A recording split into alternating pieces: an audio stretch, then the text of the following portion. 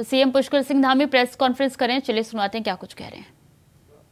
Master plan जहां केदारखंड में आज अनेकों कार्य चल रहे हैं, जिसमें चार धाम ऑल वेदर रोडों के साथ साथ हमारा जो पुनर्निर्माण का कार्य है केदारनाथ जी का, वह तेजी से काम चल रहा है। 800 से भी ज़्यादा आज श्रमिक वहां पर काम कर रहे हैं। बद्रीनाथ जी का मास्टर प्लान पर काम हो रहा है। जल्दी ही हेमकुंड साहब और केदारनाथ का रोपवे भी जल्दी ही अपना निर्माण के कार्य को आगे बढ़ाएगा। इसके अलावा अभी हाल की यात्रा में जो जौलीकोंग, आदि कैलाश, पार्वती कुंड, गुंजी, जागेश्वर धाम और पिथौरागढ़ सीमांत की जो माननीय प्रधानमंत्री जी ने यात्रा की है, उस यात्रा के बाद उत्तराखंड की सरकार इन सभी जो मानस खंड के अंतर्गत आने वाले धार्मिक स्थान है, हमारे मंदिर हैं, उन सभी का एक मास्टर प्लान तैयार कर रही है। और भारत सरकार के सहयोग से जहां एक सर्किट बृहद रूप से इसका बनाया जाएगा, वहीं आने वाले समय में चार धाम यात्रा के यात्री पूरे उत्तराखंड के अंदर जाएं। कुमाऊं और गढ़वाल की कनेक्टिविटी को बढ़ाने के लिए भी हम राज्य सरकार की ओर से भी प्रयास करेंगे और भारत सरकार से भी इसके सहयोग के लिए निवेदन करेंगे। धन्यवाद।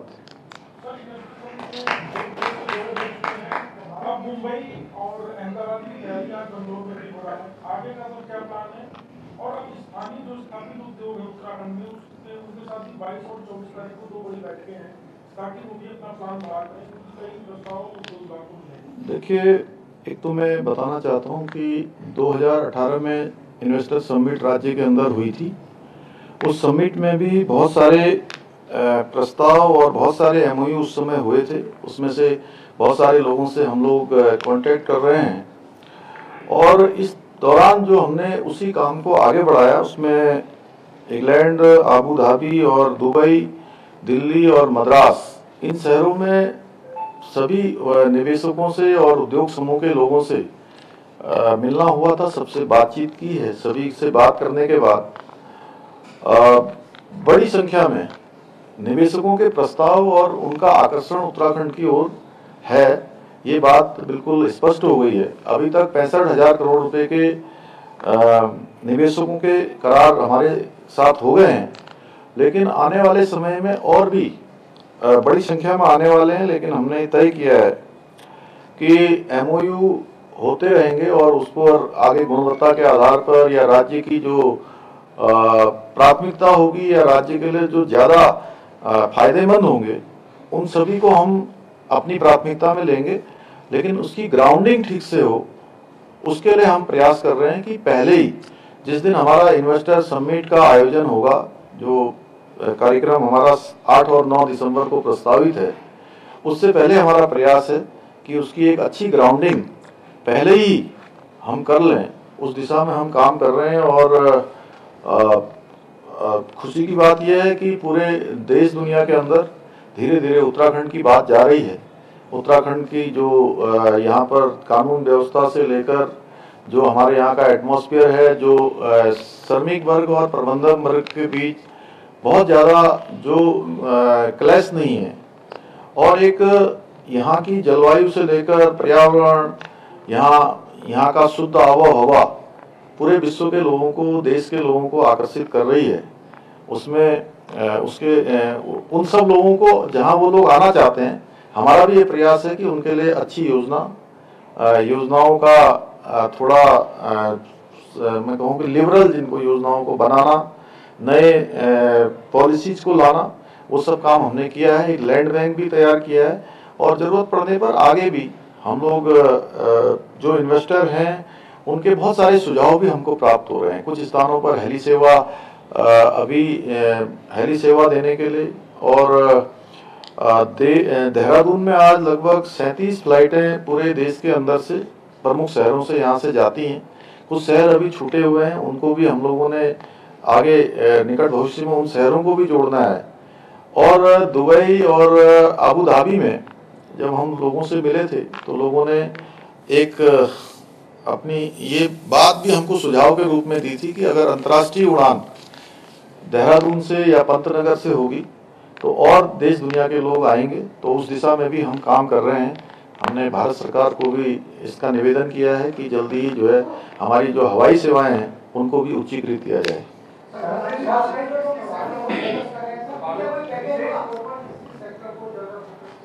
देखिए, विशेष रूप से इंडस्ट्री है और टूरिज्म है, इसके साथ वेलनेस का है, हेल्थ सेक्टर है, इन सब पर हमारा विशेष फोकस है।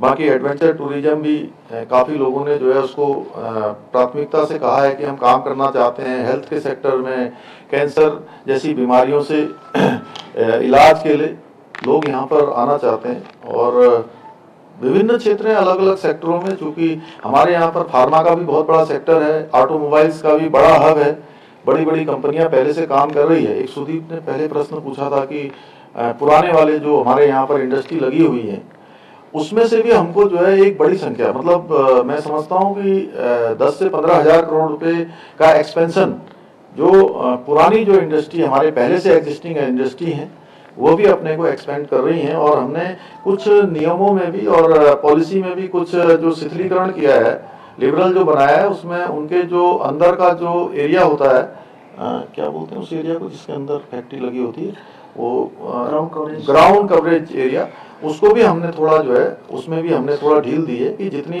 जरूरी है उसके अलावा वो अपने यूज में ले सकते हैं।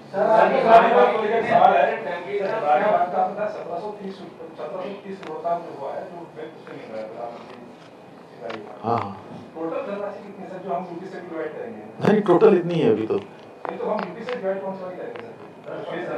आगे जो अभी और भी, चूंकि क्या होता है कि जब प्रोजेक्ट शुरू होता है तो उसमें ये पहले का बना हुआ है, तो आगे समय में जैसे समय समय पर विस्तार की आवश्यकता पड़ती है तो उसमें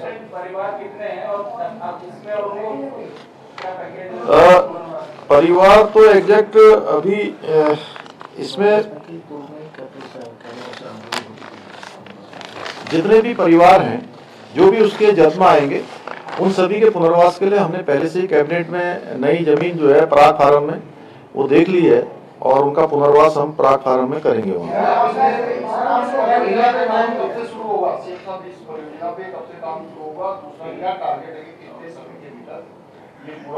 नहीं, हमारा प्रयास होगा कि जो भी अब अन्य औपचारिकताएं हैं वो जल्दी से जल्दी पूरी हों और जल्दी से जल्दी उसका भूमि पूजन होकर उस पर काम को प्रारंभ किया जाए।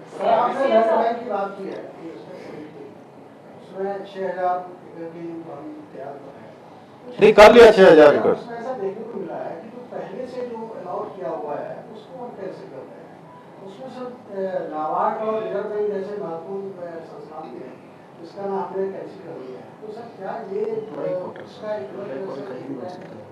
नहीं, देखिए ऐसा है कि जो इंडस्ट्री के लिए उपयुक्त स्थान है और रेजिडेंशियल जो कोई क्वार्टर बनाने हैं या हमारे कर्मचारियों के, अधिकारियों के अगर आवास बनने हैं तो वो प्राथमिकता के आधार पर कि कहाँ पर अच्छे आवास बन सकते हैं, कहाँ पर इंडस्ट्री लग सकती है, उसकी दोनों की जो कैटेगरी है उसके आधार पर तय कर रहे हैं। हाँ, निश्चित रूप से वो तो सरकार की व्यवस्था है कि अगर सरकारी क्वार्टर कहीं पर बनने हैं तो अगली जगह पर बनेंगे, तो निश्चित उसमें कोई मोदी जी ने बहुत सारे सौगात दिए, तो क्या हमारे सारे सौगात आपके कार्यकाल में दिए, आपने प्रभावित होकर दिए सौगात? देखिए ऐसा है, मैं प्रधानमंत्री जी का फिर से धन्यवाद करना चाहता हूं कि उनका उत्तराखंड से बहुत लगाव है और उन्होंने अनेक अवसरों पर कहा है कि उत्तराखंड से मेरा कर्म वर्म का रिश्ता है। तो उत्तराखंड में उनके बनने के बाद आप देखते हो 4 धाम ऑल वेदर रोडें बनी हैं, भारतमाला श्रृंखला की रोडें बनी हैं, हमारे यहाँ पर एम्स का संचालन शुरू हुआ है, ऋषिकेश कर्णप्रयाग रेल लाइन का काम शुरू हुआ है, दूरस्थ क्षेत्रों को वाइब्रेंट विलेज के रूप में बढ़ाया गया है, केदारनाथ, बद्रीनाथ मास्टर प्लान और पुनर्निर्माण के काम हुए हैं, हमारे यहाँ पर रोपवे की योजनाएं आई हैं, नया एम्स एक उधम सिंह नगर में बना है, देहरादून हो चाहे अन्य शहर हो या हवाई सेवाएं हो, सबको अपग्रेड हुआ है, देहरादून का हवाई अड्डा अपग्रेड हुआ है। तो ये प्रधानमंत्री जी का विशेष लगाव है और उत्तराखंड की जनता का भी उनसे लगाव है, उनको अपने परिवार का मानते हैं, एक परिवार के नाते प्रधानमंत्री जी ने किया है, हम प्रधानमंत्री जी का धन्यवाद करते हैं। इसमें से कितना फीसदी हम पहाड़ में निवेश करें? देखिए जो बड़ी इंडस्ट्री हैं उनके लिए तो चूंकि लैंड बैंक जो चाहिए वो हमारा 4 जिलों में उपलब्ध है, लेकिन हमारी प्राथमिकता है कि जो लोग जो इंडस्ट्री भी पहाड़ों में जाएंगी, जो पहाड़ों में पर्यटन के रूप में, एडवेंचर टूरिज्म के रूप में, हेल्थ वेलनेस के क्षेत्र में, उन सभी को प्राथमिकता देंगे। और हमारा भी प्रयास है कि अधिक से अधिक इंडस्ट्री जो है केवल हमारे 4 जिलों के अलावा पहाड़ों में भी जाए। उसके लिए हम जिलाधिकारियों के साथ भी जल्दी ही बैठक भी करने वाले हैं। उन सभी को हमने पहले से ही ये प्रस्ताव भेजा हुआ है कि अपने अपने यहाँ पर क्या संभावना पर उनके यहाँ काम हो सकता है वो हमको दें। सर, मेरा सवाल ये है कि पेपर लीक मामला एक ऐसा मामला था जिसपे सरकार ने स्ट्रॉन्ग एक्शन लिया और उसके बाद पूरे देश भर में सरकार की तारीफ भी हुई, लेकिन जो अधिकारी थे, चाहे हम सचिव की ही बात कर ले, उनके खिलाफ भी एक्शन लिया गया और उनको भी हटाया गया। लेकिन अभी तक इतना लंबा समय हो चुका है, अब क्या स्टेप सरकार लेने जा रही है, क्योंकि न कोई ठोस प्रूफ मिल पा रहा है और न फिर बहाली वाली, तो इस मामले में आगे सरकार क्या सोच रही है? देखिए जो भी हम फैसला लेंगे वो बिना किसी भेदभाव के, निष्पक्षता के आधार पर, पारदर्शिता के आधार पर, जो राज्य के हित में होगा, यहाँ के हमारे बेटे बेटियों के, हमारे भाई बहनों के हित में होगा। अभी तक हमने वो सारे फैसले लिए हैं जो राज्य के हित में है, हमारे भाई बहनों के हित में है, और आगे भी हम उसी दिशा में आगे बढ़ेंगे। देर हो सकती है लेकिन हमारी मंशा पर किसी प्रकार का कोई वो नहीं है। हम बिल्कुल पारदर्शिता के आधार पर, निष्पक्षता के आधार पर इस पर काम करेंगे। सर, भ्रष्टाचार के खिलाफ आप लगातार कार्रवाई कर रहे हैं और उद्यान विभाग में सीधे जांच का मामला सामने आया है। भाजपा विधायक का नाम भी सामने आया है इस ऑर्डर में जो अब तो माननीय न्यायालय में मामला है, जो भी माननीय न्यायालय को उस पर चूंकि अपना फैसला एक दे चुकी है, और आगे जो भी आएगा चूंकि माननीय न्यायालय के जो आदेश होंगे उसके आधार पर कार्रवाई। एक सवाल है सर, पार्टी हाईकमान को लेकर हमको 3 राज्यों के विधानसभा चुनाव के लिए समय मांगा, 3 राज्यों के, तो कब कोई डेट आपने तय की है कि नहीं, वो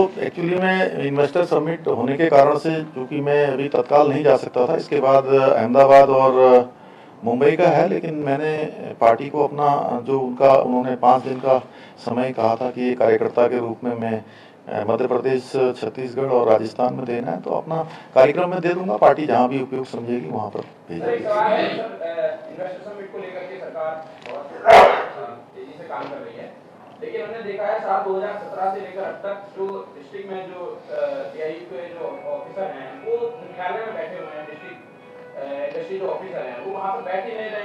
एक कर्मचारियों के बलबूते पर वो पूरा कार्यालय चल रहा है। बहुत अच्छा प्रश्न आपने पूछा, और ये इन्वेस्टर समिट इसीलिए हो रही है कि जो भी कमियां हैं, जो भी निवेश नहीं आ पाया है, उस पर भी हम लोग पुनः निरीक्षण उसका करेंगे, पुनः अवलोकन करेंगे कि आखिर कहाँ पर हमारे स्तर पर कमी है। क्योंकि पहले से भी जब हम आज इन्वेस्टर समिट में जा रहे थे तो उससे पहले भी जो हमको सुझाव मिले थे कि भाई आपके नियम थोड़ा और अच्छे होने चाहिए, कुछ नए नियम होने चाहिए, नई पॉलिसीज होनी चाहिए, उन सभी को हमने किया। आपने ये भी अच्छा सुझाव दिया है। मीनाक्षी जी यहाँ पर बैठे नोडल अधिकारी, तत्काल इस पर कार्रवाई करेंगे। सर एक सवाल है, जनवरी और के अलावा भी कम से कम 10 ऐसे पावर प्रोजेक्ट होंगे या उससे ज़्यादा ही होंगे जो गंगा वैली और अलकनंदा के हैं, जिसको कि सुप्रीम कोर्ट की कमेटी ने भी शायद क्लियरेंस ऑलमोस्ट दे ही दिया है, लेकिन उसके बावजूद भी अभी तक केंद्र सरकार ने शायद